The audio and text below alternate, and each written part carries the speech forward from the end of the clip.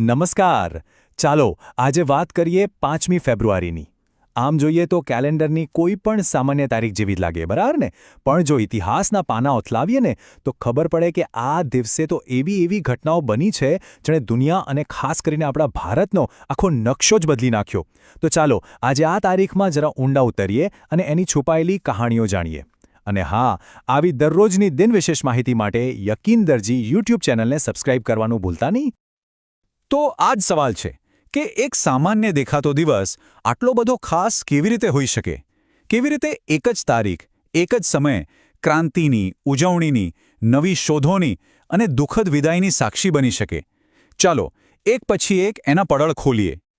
આપણી સફરની શરૂઆત કરીએ ભારતના ઇતિહાસની એક એવી ઘટનાથી જેણે આપણી આઝાદીની લડતની દિશા જ બદલી નાખી. આ એક દુઃખદ ઘટના હતી, પણ સાથે સાથે એટલી જ મહત્વની પણ હતી. ચાલો સમયમાં પાછા જઈએ, છેક 1922માં. એ સમયે આખું ભારત ગાંધીજીના નેતૃત્વમાં અસહયોગ આંદોલનમાં જોડાયું હતું. ઉત્તર પ્રદેશના ગોરખપુર પાસે એક નાનકડું ગામ ચૌરી ચૌરા. અહીં લોકો એકદમ શાંતિથી વિરોધ પ્રદર્શન કરી રહ્યા હતા. પણ અચાનક પરિસ્થિતિએ એવો હિંસક વળાંક લીધો જેની કોઈએ કલ્પના પણ નહોતી કરી. આ ઘટનાક્રમ ખરેખર વિચારવા જેવો છે. જુઓ, પહેલાં તો આંદોલનને જબરદસ્ત વેગ મળ્યો. પછી એક નાનકડી જગ્યાએ હિંસા ભડકી ઉઠી. અને એનું પરિણામ? ગાંધીજીએ આટલું મોટું આખા દેશમાં ફેલાયેલું આંદોલન પાછું ખેંચી લેવાનો નિર્ણય કર્યો. અહિંસાના પૂજારી માટે આ હિંસા સહન કરવી અશક્ય હતી. 22 આ આંકડો એ 22 પોલીસકર્મીઓનો છે જે એ ભડકેલી આગમાં મૃત્યુ પામ્યા હતા. બસ આ જ એ કારણ હતું જેના લીધે ગાંધીજીને લાગ્યું કે દેશ હજુ અહિંસક સત્યાગ્રહ માટે પૂરી રીતે તૈયાર નથી. એટલે એમ કહી શકાય કે આ એક ઘટનાએ આઝાદીની લડતની આખી રણનીતિ પર ફરીથી વિચાર કરવા માટે બધાને મજબૂર કરી દીધા. પણ ઇતિહાસની આ જ તો ખાસિયત છે. એક તરફ જ્યાં સંઘર્ષની કહાની લખાઈ રહી હતી, ત્યાં બીજી બાજુ આ જ દિવસે દુનિયામાં કેટલાક એવા સિતારાઓનો જન્મ થઈ રહ્યો હતો જેમણે પોતપોતાના ક્ષેત્રમાં આખી દુનિયામાં નામ રોશન કર્યું. અરે વાહ, શું લિસ્ટ છે! ફૂટબોલના 2 જાદુગર ક્રિસ્ટિયાનો રોનાલ્ડો અને નેમાર. પછી આપણા બોલિવૂડના અભિનેતા અભિષેક બચ્ચન. અને હા, ભારતીય ક્રિકેટ ટીમના ફાસ્ટ બોલર જેને આપણે સ્વિંગના સુલતાન કહીએ છીએ, એ ભુવનેશ્વર કુમાર. આ બધા જ દિગ્ગજો 5મી ફેબ્રુઆરીએ જન્મ્યા છે. અને વાત અહીં જ નથી અટકતી.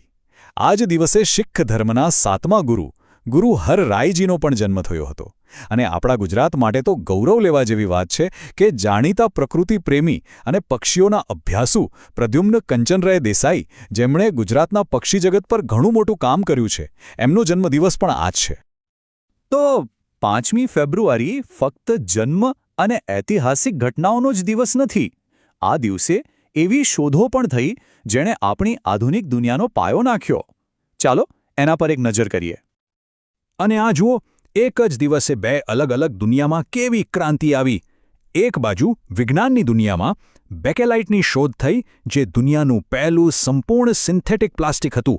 એણે ઉદ્યોગોને બદલી નાખ્યા. અને બીજી બાજુ કલ્પનાની દુનિયામાં સિનેમા જગતના મહાન કલાકાર ચાર્લી ચેપ્લિને યુનાઇટેડ આર્ટિસ્ટ સ્ટુડિયોની સ્થાપના કરી, જેણે કલાકારોને પોતાની વાર્તાઓ પોતાની રીતે કહેવાની આઝાદી આપી. સિદ્ધિઓની આ યાદી અહીં પૂરી નથી થતી. જુઓ, એક તરફ બીજા વિશ્વયુદ્ધ પછી બ્રિટનમાં સામાન્ય જનજીવન પાટા પર આવ્યું અને બાળકોને કેન્ડી ખાવાની છૂટ મળી, જે એમના માટે એક મીઠી આઝાદી હતી. તો બીજી તરફ માનવજાતે અવકાશમાં એક મોટી છલાંગ લગાવી અને અમેરિકાનું એપોલો 14 મિશન સફળતાપૂર્વક ચંદ્ર પર ઉતર્યું. સમયનું ચક્ર તો ફરતું જ રહે છે. એ જન્મ અને સિદ્ધિઓ લાવે છે તો વિદાયની ક્ષણો પણ લાવે છે.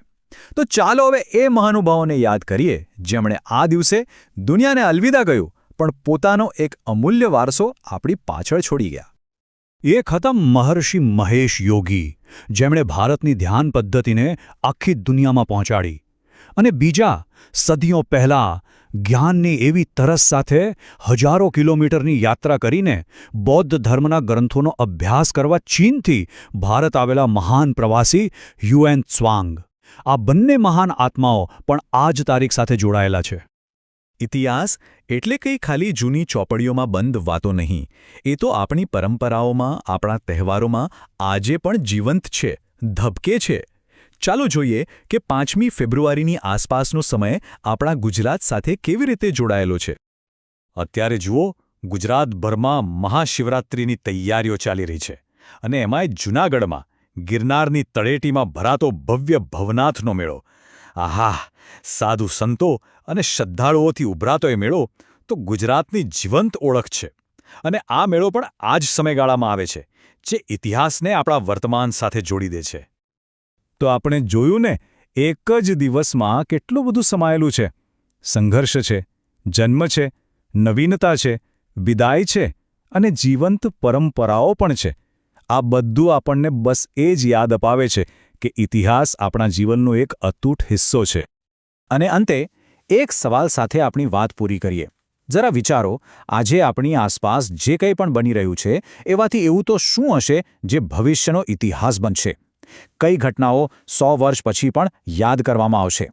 કારણ કે ઇતિહાસ તો દરરોજ, દરેક ક્ષણે આપણી નજર સામે જ લખાતો રહે છે.